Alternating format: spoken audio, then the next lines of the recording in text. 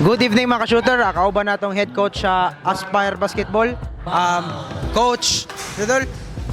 Coach P. Adrian Pleños. Idol, kamusta ang season 1 sa unsay palakad nimo nga ginabuhat niya? Third placer gyud ta. Idol, unsa may mo kasulti? Ako lang masulti is nagpasalamat ko sa akong mga player kay mo-commit gud sila bisa maggagmay mi. Ug unsa akong istorya, unsa akong instruction sunod gyapon sila. Mo pasalamat pud mi sa among kadaugan doon. Salamat ko sa Ginoo nya. Nagsatagsa niya lang rin niya. Akong pong na-experience is kuan bisan magmapilde mi naami makatunan.